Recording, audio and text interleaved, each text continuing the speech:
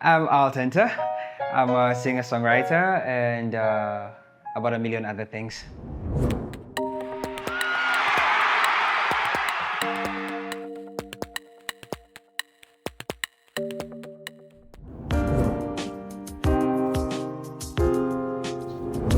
The story or the origin story of Kifaya, it started around 2017, 2018, when there was basically a general breakdown of social cohesion in the refugee camp. So we wanted to find a tool, a language that is universal, something that is able to mobilize people. And the work literally was, how do you take musicians who are already so powerful, so influential, and empower their message to become, something that can transform the communities where they work and live. Da, da, da, da, da, da, da, da. All right. Here, there.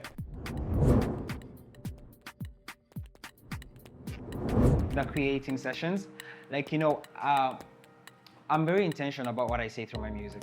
That is something that I've made a core of my art. And the creation sessions are all about people bringing together art intentionally to say a particular message. And it just felt so powerful. It was like you can bend art to speak what you intend with it. Does that make sense? Yeah, something along those lines. So yeah, that was the creation sessions. And the jam sessions are also fun too, but the creating, the songwriting, that was wild. Kifaya, so we say Kifaya. Kifaya, so we say Kifaya. Kifaya. One thing that I learned a lot was hate speech. How information has been spread and how we're receiving information. It was really horrible. And trust me, I learned a lot, and that changed my thinking, changed my perception, and it changed the way I take information. First of all, I was that person when I hear something from here, I feel like I don't want to verify. For me, I just feel it is true. Whatever this person has said is true. So, but another thing is how problem can start from down. It starts slowly, it gets, the pyramid, the teaching of the pyramid. And then when it reaches up, how it escalates to something bigger.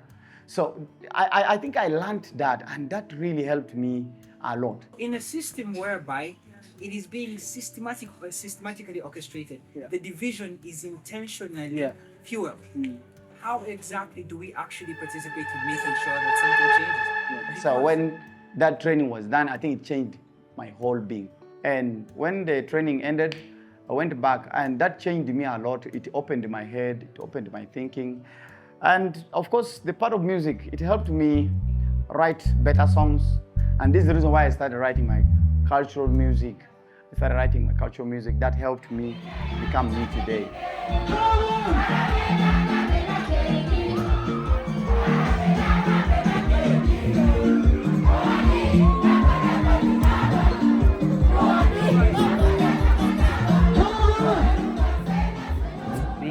About passing a certain message through your music, it doesn't always just come naturally. So it's important that one, you enable creatives to be able to view things through a certain lens, give them an understanding, of how things are supposed to be, of things that they need to take seriously, things that they need to prioritize.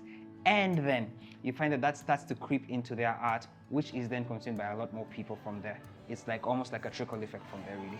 So once you empower a creative, you're more or less empowering the community that they serve or the community that listens to them.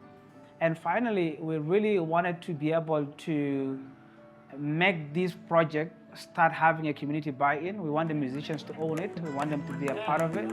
We want them to lead it. And we think that was successful. I think that the opportunity that we had with the workshop, different people coming together, sharing their personal stories, why they make music, but also learning from each other about conflict and peace building from different contexts, South Sudan, Uganda. I thought that was really mind-opening and very insightful. I think something about the song that we wrote, the element of it incorporating so many different cultures and separate viewpoints, it was almost like as if everybody was experiencing a journey through the song, And it's like everybody at a certain level could either connect or could relate So it was like, it was quite interesting watching people experience it for the first time. I know what it was like for me, but it was interesting watching them experience it for the first time and all that. And then I think it was not many people there knew my personal songs as yet. So that's always an interesting dynamic. Getting to introduce them to my art, to introduce them to my style of making music and whatnot. So yeah, I'll just say, if it were one word, interesting. It's just an interesting experience in itself. Okay. Yep. I want to show you some footage from Uganda. It better be good footage. It better be good footage. There are no bloopers, yes? No. Okay, good.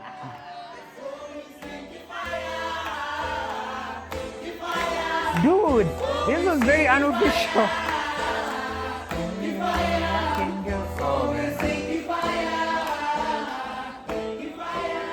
This was vibes.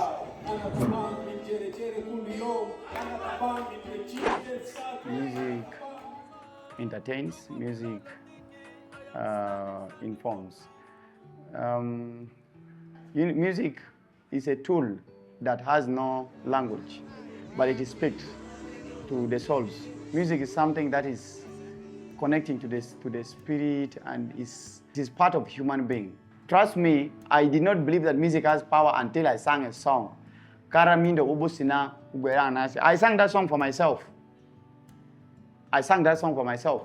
But I realized that people connected to the song. So I'm imagining that song. If it is to say, hey, let's go and fight, that song would have led people to fight.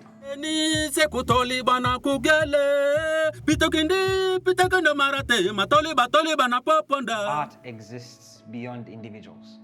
I like to say that. By the time we're old and gray, or by the time we're long gone from this place, things that will remain of us will be the art that we created. Things that are able to exist outside of ourselves, if I may say as much. So, a message that I put in a song today will reach somebody who has never seen me before. Yeah? What I say through a song today will reach someone that I've never seen, that has never seen me, that I've never met. Someone who might even hear it when I am like probably in my 80s and deaf and I can't hear a thing and I can't sing a note. But then it crosses beyond time and distance. That's the thing with art and music in itself. So, and then another thing also, I think music is one of the things that naturally occur to most people, listening to music in all its different forms. So I feel like it's the most natural state in which to fuel a message into someone. So yeah, I think that's why I would say that.